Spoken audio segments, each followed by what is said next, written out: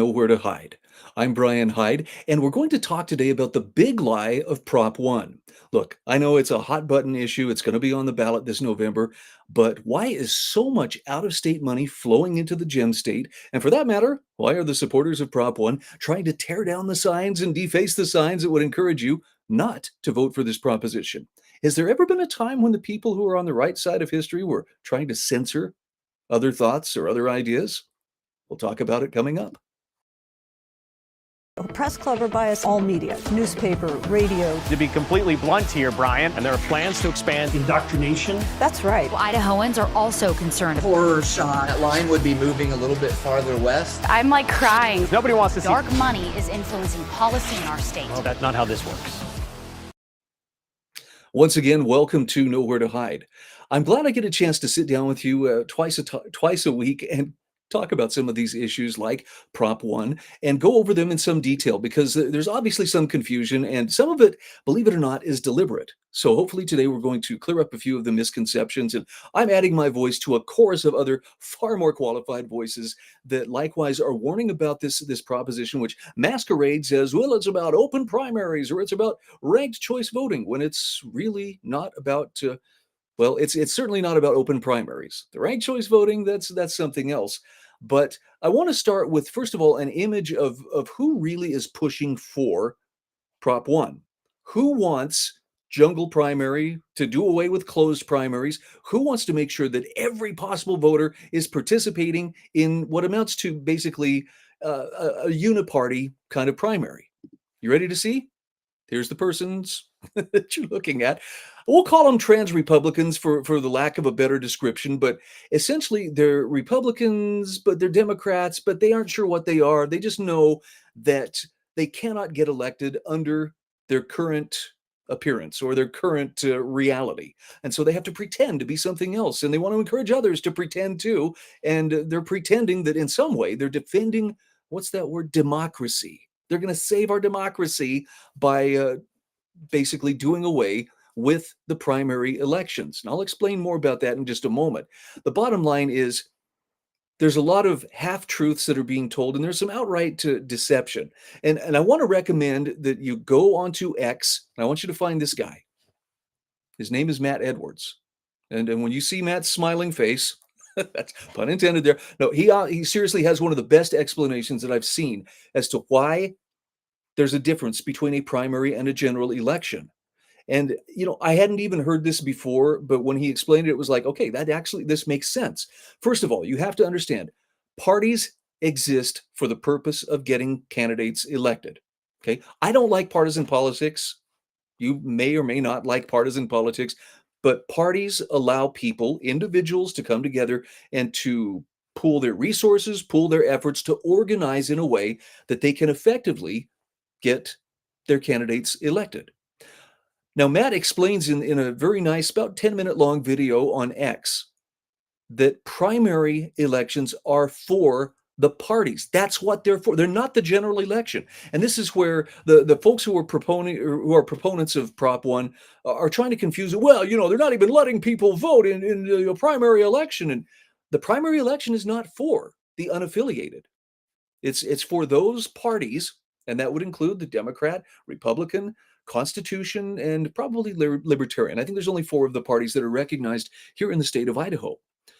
But that's who it's for. And it's for them to determine who will represent their party come the general election. Now, in the general election, that's open to anybody. You want to vote? You don't have to be affiliated necessarily. You can go in there and cast your vote however you want to. But if you want to vote in the primary election, at least under the current system in Idaho, you need to affiliate with a party. If you want to vote Republican, then you're going to have to affiliate with the Republican Party. You want to vote Democrat? I think the Democrats may have opened theirs up. They need the votes. No, sure, come on, we need you. But bottom line is, the primary is out the parties. And it's not the same thing as the general election. So to say that, well, these people are being prevented from voting, they're not. They just have to affiliate with one of those recognized parties in order to participate in the primary election, which is for, say it with me, the parties. Now, having said that, let's talk about some of the other issues that go along with this and some of the misconceptions. And again, I have to tip my hat to Brian Allman with the Gem State Substack for just laying it out so clearly. He actually provides some really great historical context here. He says, first, this initiative has nothing to do with open primaries.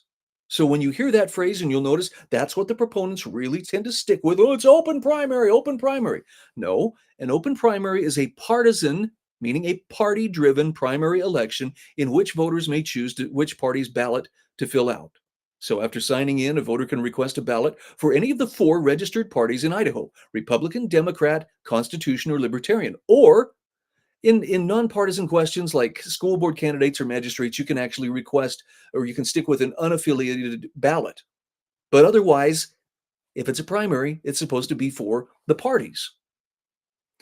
Now, Brian Allman goes on to say, in 2007, the Idaho Republican Party voted to close its primary, which means only registered Republicans can choose to vote on a Republican ballot.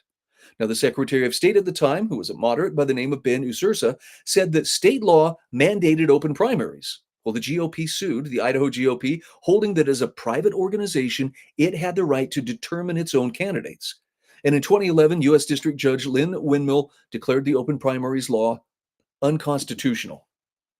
So the matter's been decided, but now we have some people pushing to try to change this in Idaho, and we'll explore some of the reasons why. Brian Allman says, if Reclaim Idaho and its affiliated organizations were attempting to undo this decision, that would be one thing. But that's not what Prop 1 is all about. Prop 1 would eliminate the partisan primary entirely, creating a blanket or jungle primary in which every declared candidate appears on the same ballot. So not only could this potentially create ballots that are incredibly long, but it also cuts out the role of political parties entirely. Now, he goes on to explain, does that sound like a good thing? Well, good, we get rid of the parties, and now the voters' voice is being amplified. He says, you might think that's a good thing. The parties have too much influence in our elections, but he says, I caution you, removing the parties will make things worse, not better.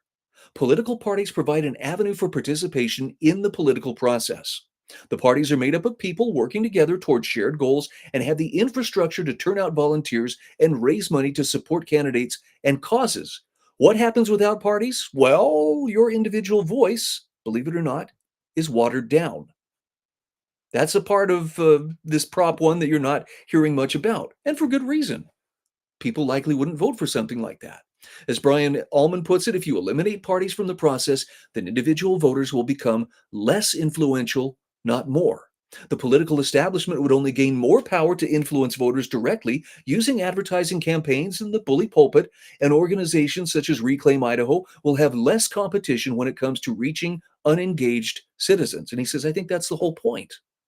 Idaho is a red state, which means the Idaho Republican Party has a lot of built-in trust and cachet with many voters.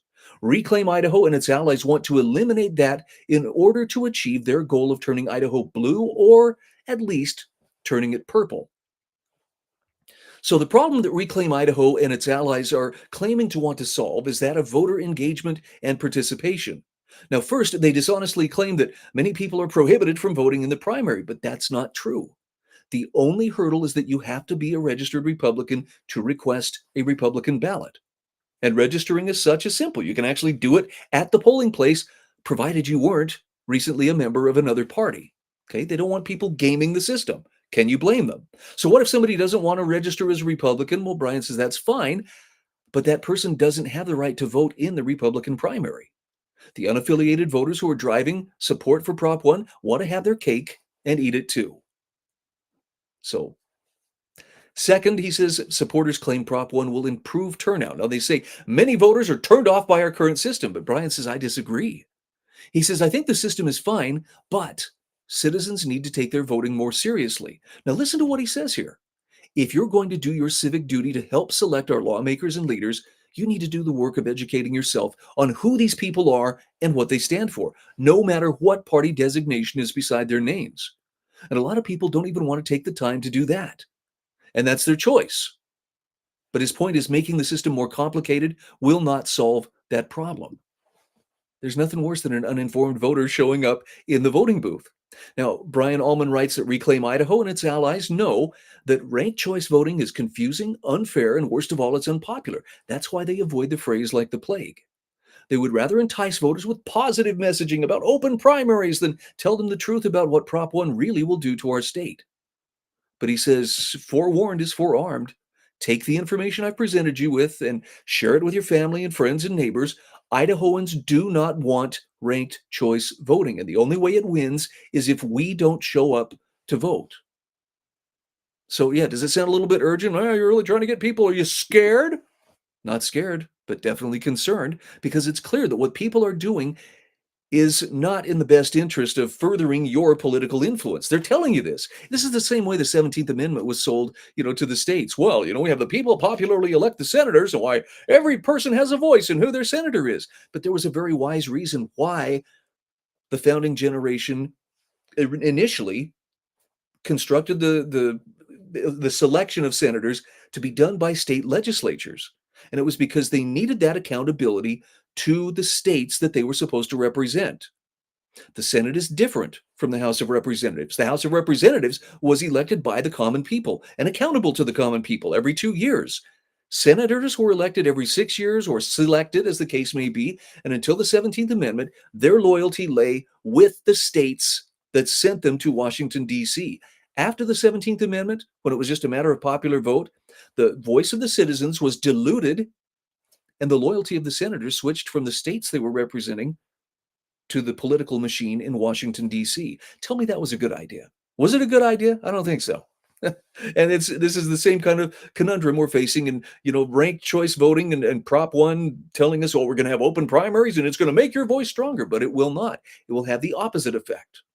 And look at this. I just had to show you this because this illustrates some of the desperation on the part of those who are pro Prop 1.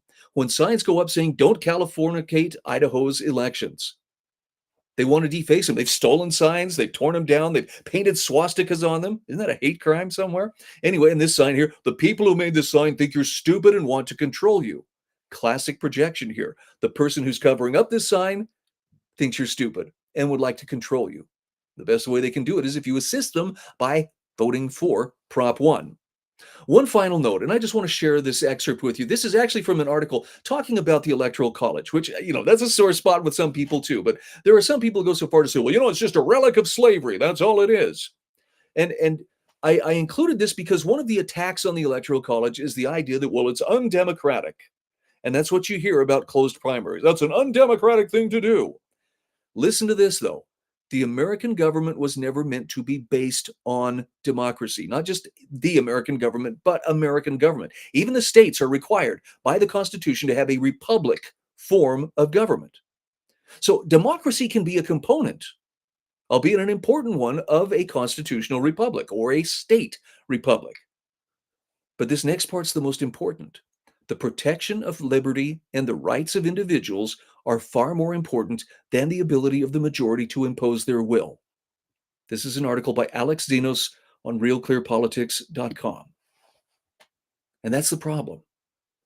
This jungle primary, this blanket primary that they're trying to impose is about trying to appeal to the majority. Well, if we just have enough people for a simple majority, then we can tell everybody what to do. And that is not how it's supposed to work. But they want this so badly, because that's how we can break down this red wall that has kept Idaho more conservative, has kept its freedoms more intact. And it will lead to greater mischief if people start to tear that wall down in the name of fairness and democracy by creating a jungle primary, which is inappropriately named open primaries. Don't buy into the big lie of Prop 1. We'll have much more to say on this in further episodes. I'm Brian Hyde, and this is Nowhere to Hide.